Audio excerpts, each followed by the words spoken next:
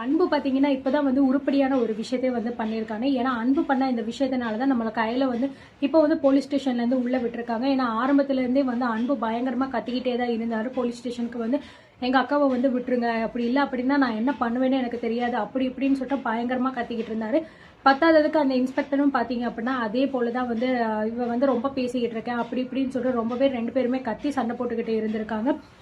சரி அப்படின்னு சொல்லிட்டு ஒரு வழியா சிவசங்கரி கிட்ட போயிட்டு வந்து பேசியிருக்காங்க. எவ்வளவோ தூரம் நம்ம மூர்த்தி கெஞ்சி பார்த்தாலுமே வந்து எதுக்குமே வந்து சிக்கல இந்த சிவசங்கரி. அதெல்லாம் முடியாது போட அப்படி இப்படின்னு பயங்கரமா அசிங்கப்படுத்தி அவமானப்படுத்தி வந்து பாட்டு விட்டுட்டாங்க.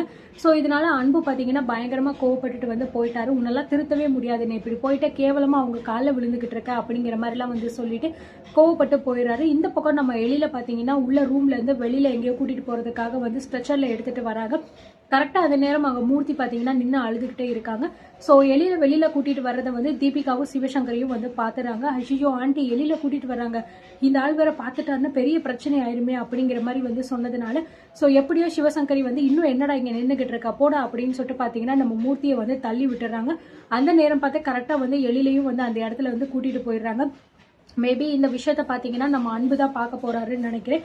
ஸோ எழில் இந்த மாதிரி வந்து ஹாஸ்பிட்டல் இருக்கிற விஷயத்த அன்பு வந்து பார்த்துட்டாரு அப்படின்னா நிச்சயமா பார்த்தீங்க அப்படின்னா அப்போ சிவசங்கரி வந்து பொய்யான விஷயமா தான் கம்ப்ளைண்ட் பண்ணியிருக்கா அக்கா மேல. ஏன்னா ஆல்ரெடி தெரியும் சிவசங்கரி பொய்யான கம்ப்ளைண்ட் தான் வந்து கொடுத்துருக்கா. வேணும்னே வந்து கையில பழி வாங்கணும் அப்படிங்கிறதுக்காக தான் இப்படி ஒரு விஷயத்த பண்ணியிருக்கா அப்படின்னு ஆல்ரெடி எல்லாருக்குமே தெரியும். ஆனா அதுக்கு என்ன ரீசன், ஸோ தான் புள்ள காணாம போனதுதான் ரீசனா அப்படிங்கிறது தான் அவங்களுக்கு வந்து தெரியாம இருக்கு. இப்போ இந்த மாதிரி ஹாஸ்பிட்டல்ல எழில் இருக்கிற விஷயத்த வந்து ஒருவேளை அன்பு பார்த்துட்டாருன்னா நிச்சயமா வந்து பாத்தீங்க அப்படின்னா கண்டிப்பா வந்து சொல்லுவாரு. ஏன்னா அவர் தான் வந்து கையில வந்து வெளியிலேயே எடுக்க போறாரு. ஸோ அதனால மேபி இதை அன்பு தான் வந்து பாப்பாருன்னு நான் நினைக்கிறேன். ஸோ அன்பு பார்த்தோன்னே வந்து மாமாக்கு என்ன ஆச்சு அப்படி இப்படின்னு சொல்லிட்டு வந்து சொல்லிட்டு அதுக்கப்புறம் பார்த்தீங்கன்னா இந்த மாதிரி வந்து அக்கா மேல நீ பொய்ப்பள்ளி போட்டு தான் இந்த மாதிரிலாம் வந்து பண்ணியிருக்க அப்படிங்கிற மாதிரி சொல்லிட்டு கடைசியில் வந்து பார்த்தீங்கன்னா அவங்களே வந்துட்டு இந்த கேஸை ஒன்றும் இல்லாமல் பண்ணுறதுக்கான வாய்ப்புகள் இருக்கு அப்படின்னு நினைக்கிறேன். ஒரு வழியா நம்ம கையில வந்து அந்த இடத்துல வந்து கூட்டிட்டு போயிடுறாங்க. இந்த பக்கம் அந்த இன்ஸ்பெக்டர் வந்து சிவசங்கரிக்கு கால் பண்ணி பயங்கரமா வந்து திட்டுறாங்க. ஏமா இப்படி வந்து பொய் கம்ப்ளைண்ட் கொடுத்து வச்சிருக்கியே, உன் பேச்சை தானே நம்பி தானம்மா நான் வந்து இதெல்லாம் பண்ணேன். மேலிடத்துல இருந்து என்னை கூப்பிட்டு வந்து அவ்வளோ தூரம் என்னை வந்து ப்ரெஷர் பண்றாங்கம்மா, உன் பேச்செல்லாம் கேட்டு நான் வந்து பண்ணேன் பாருங்க அப்படின்னு சொல்லிட்டு சிவசங்கரியை போட்டு பயங்கரமா திட்டுன்னு திட்டுறாங்க. அது மட்டும் கிடையாது, தீபிகா சிவசங்கரி மறுபடியும் இதெல்லாம் வந்து பத்தாது, கண்டிப்பா அந்த கையில் வந்து நிம்மதியா இருக்கவே கூடாது அப்படின்னு நினைச்சு பிளான் பண்ணவங்க.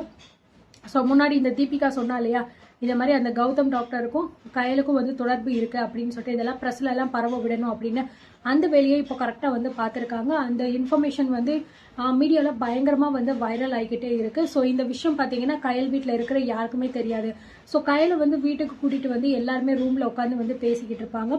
மாப்பிள்ளை எங்க போனாருன்னு தெரியலையே, நம்ம குடும்பத்துக்கு இப்படி ஒரு நிலைமை ஆகணும் நம்ம எதிர்பார்க்கவே இல்லை கையல். மாப்பிள்ளை வந்து இப்படி கோச்சிக்கிட்டு போவாருன்னு நான் நினைக்கல. அது மட்டும் கிடையாது, மாமியார் உன்னை வந்து இந்த அளவுக்கு வந்து கொடுமைப்படுத்துவாங்க அப்படின்னு நான் நினைக்கல. சீக்கிரமா நம்ம மாப்பிள்ளையை தேடி கண்டுபிடிக்கணும், அதான் நமக்கு நல்லது அப்படிங்கிற மாதிரி வந்து பேசிக்கிட்டு இருக்கும் போது கரெக்டா வந்து பாத்தீங்கன்னா நம்ம கையலுக்கு ஒரு கால் வருது. ஸோ யார் அப்படின்னு சொல்லி பார்த்தோம் அப்படின்னா அவங்க ஹாஸ்பிட்டலில் வேலை பார்க்கக்கூடிய ஒரு நர்ஸ் தான் வந்து அவங்களுக்கு கால் பண்ணியிருக்காங்க.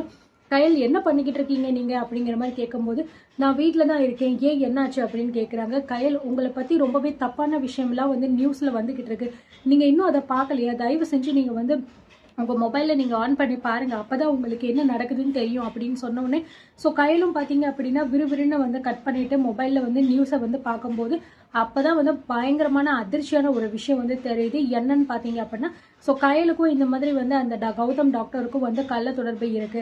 இந்த கள்ள தொடர்பு காரணமாக பார்த்தீங்கன்னா இந்த கையலோட புருஷன் எழில் அப்படிங்கிறவங்கள வந்து 2 பேருமே சேர்ந்து வந்து கொலை பண்ணியிருக்காங்க அப்படிங்கிற மாதிரி விஷயம் பார்த்தீங்கன்னா நியூஸில் வந்து ஃபேக்காக வந்து ஸ்ப்ரெட் பண்ணிக்கிட்டு இருக்காங்க.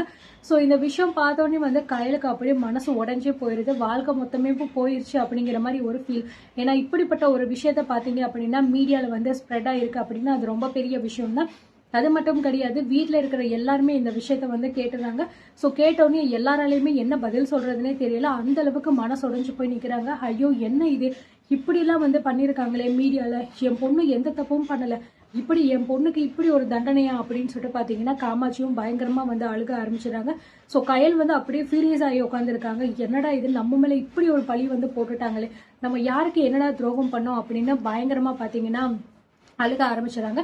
ஸோ இதுலேருந்து எப்படி அவங்க வெளியில் வர போகிறாங்க அண்ட் அது மட்டும் இல்லாமல் எழில எப்படி கண்டுபிடிச்சி அவங்க 2 பேரும் சேர போகிறாங்க அப்படிங்கிறது தான் அடுத்தடுத்த எபிசோடில் வந்து ட்விஸ்ட்டாக இருக்க போகுது. அண்ட் இதை பற்றி நீங்கள் என்ன நினைக்கிறீங்க அப்படிங்கிறத கமெண்ட்டில் சொல்லுங்கள்.